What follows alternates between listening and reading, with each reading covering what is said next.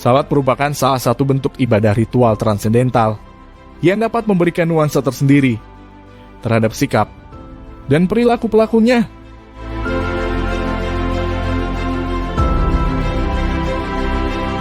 Salat disyariatkan untuk membentuk pribadi yang santun dan bermartabat, yang senantiasa berjalan di dalam jalur kemanusiaan.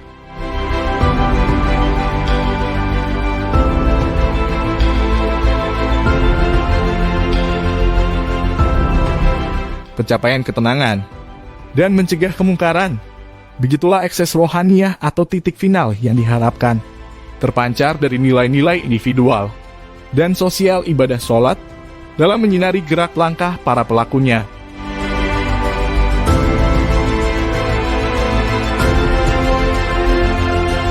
Hal itu tertuang dalam firman Allah Subhanahu wa Ta'ala dalam surat Al-Ankabut ayat 45 yang berbunyi, bacalah apa yang telah diwahyukan kepadamu, yaitu Al-Quran, dan mulailah salat. Sesungguhnya, salat mencegah perbuatan keji dan zalim, dan mengingat Allah dalam salat dengan sungguh-sungguh, lebih utama dari ibadah lainnya. Dan Tuhan tahu apa yang kamu lakukan.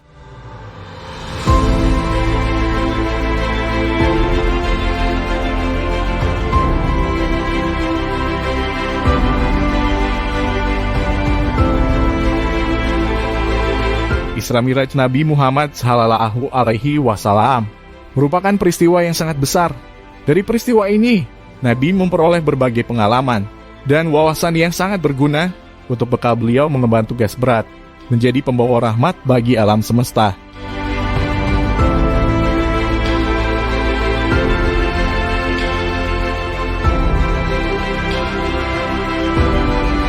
Ilmu dan pengalaman yang paling berharga dari peristiwa tersebut adalah terkait dengan memahami tanda-tanda kebesaran Allah Subhanahu wa Ta'ala serta keagungannya di dunia ini yang dapat ditangkap oleh panca indera atau di dunia gaib yang berada di luar jangkauan indera manusia.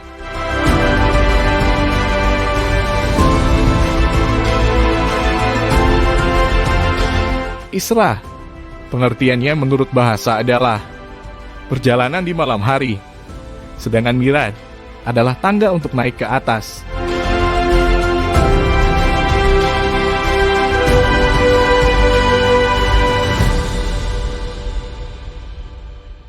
Jadi pengertian Isra adalah perjalanan Nabi Muhammad Sallallahu Alaihi Wasallam dari Masjidil Haram ke Masjidil Aqsa, sedangkan Miraj adalah perjalanannya dari Masjid Al-Aqsa ke Sidrah Al-Muntaha.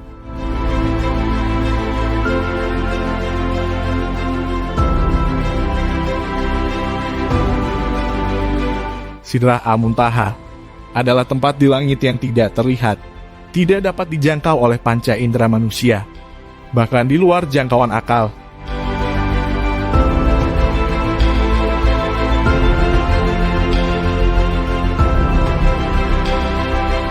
Tujuan Nabi Muhammad Sallallahu Alaihi Wasallam adalah untuk menyadarkannya secara mendalam akan tanda-tanda keagungan, kekuasaan Allah, dan kasih sayangnya kepada seluruh makhluk ciptaannya.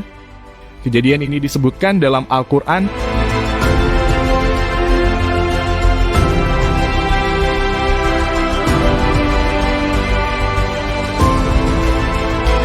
berbunyi, Maha Suci Allah yang telah memperjalankan hambanya pada suatu malam dari Masjid Al-Haram ke Masjid Al-Aqsa yang telah kami berkahi sekelilingnya, agar kami memperlihatkan kepadanya dari tanda-tanda kebesaran kami. Sungguh Dia Maha mendengar, lagi Maha mengetahui.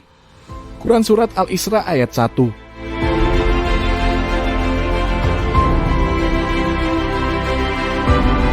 Dalam peristiwa Isra Miraj, sebagaimana disebutkan berbagai kitab tarikh dan kitab hadits, Nabi Muhammad dan umatnya diperintahkan untuk melaksanakan salat 5 waktu sehari semalam dalam Nur Al-Yakin 67 dan Nabi Al-Rahmah 54. Menurut para ahli sejarah, peristiwa Isra Miraj tidak hanya disebutkan dalam kitab Al-Hadits, tetapi juga disinggung dalam Al-Quran di awal surat An-Najm yang berbunyi,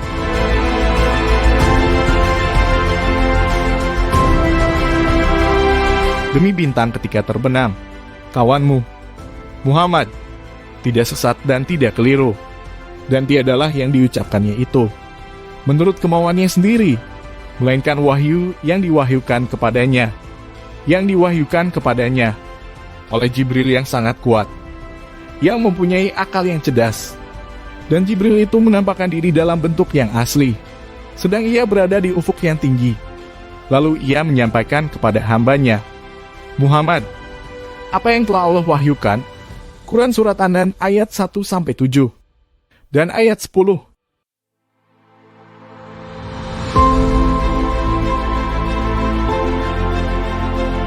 Dengan perintah salat 5 waktu untuk Nabi Muhammad dan umatnya pada malam Isra Miraj, menjadi jelas betapa pentingnya salat bagi setiap muslim.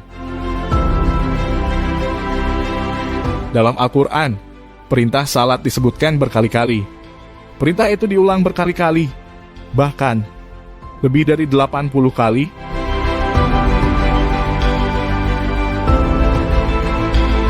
Di banyak hadits juga disebutkan bahwa setiap muslim harus sholat dengan baik, dimanapun dia berada.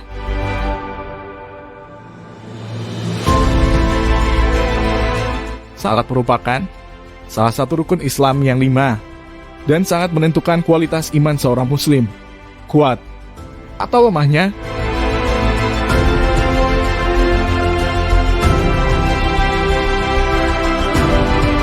Jika kita rajin mempelajari Al-Quran dan Al-Hadits, ayat demi ayat, maka kita akan menemukan berbagai petunjuk bagi umat Islam untuk melaksanakan dan menunaikan salat dengan benar.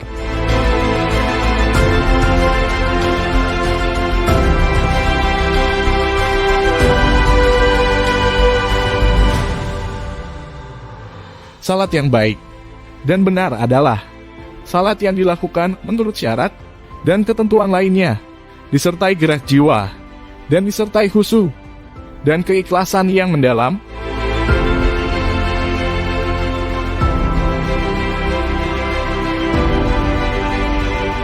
Dalam upaya menjadikan sholat berkualitas, diperlukan adanya kiat-kiat khusus, baik secara lahiriah maupun batiniah.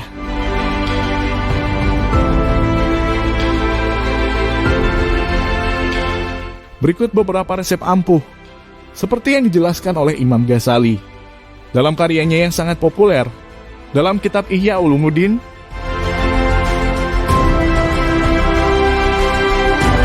1. Qudurul qalbi.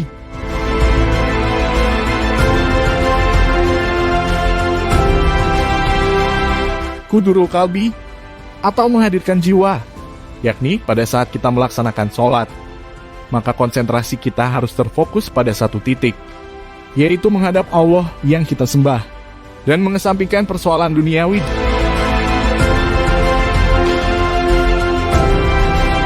Jangan sampai kita masuk dalam kategori orang sholat tapi masih celaka, seperti dijelaskan dalam Al-Quran Surat Al-Maun ayat 4-5 yang berbunyi, maka celakalah orang-orang yang salat, yaitu orang-orang yang lalai terhadap sholatnya.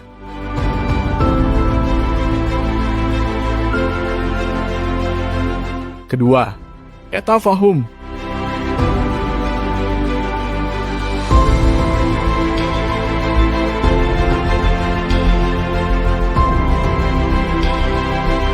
Etafahum artinya menghayati apa saja yang dikerjakan dalam sholat, baik berupa bacaan maupun pekerjaan anggota badan lainnya, karena di dalamnya terkandung pernyataan kesiapan janji kepasrahan secara total kepada Allah Subhanahu wa Ta'ala, fokus ingatan hanya kepada Allah Subhanahu wa Ta'ala.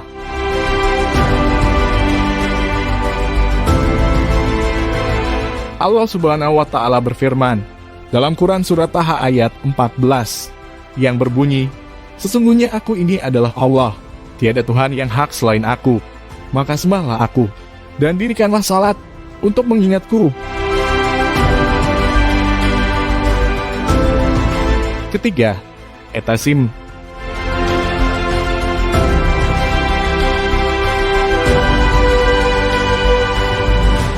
Etasim artinya Sikap mengagungkan Allah sebagai Tuhan yang disembahnya, serta menyadari sepenuhnya bahwa dirinya adalah manusia yang sangat lemah di hadapan Sang Haliknya.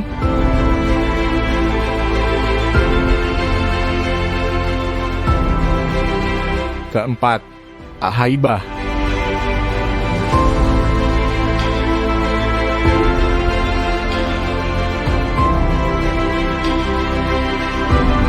Al-Haibah, yakni rasa takut yang sesungguhnya kepada Allah Subhanahu wa Ta'ala. Bila Tuhan Maha Kuasa, perkasa, yang sangat pedih siksanya, yang bisa berbuat apa saja menurut kehendaknya. Kelima, Ar-Raja.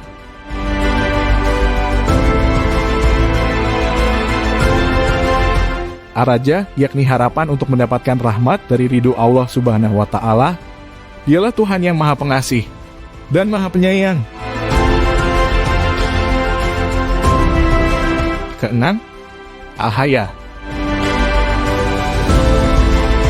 Al-Haya yakni rasa malu kepada Allah Subhanahu wa Ta'ala, karena apa yang disembahkan kepadanya belum sebanding dengan rahmat dan karunia yang diberikan kepadanya.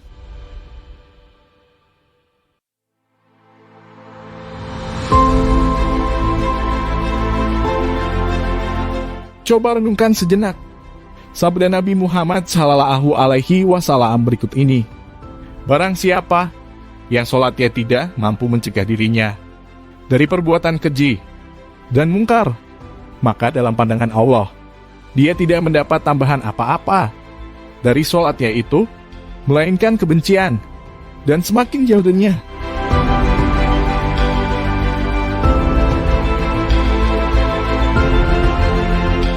Wallahu alam bisawab.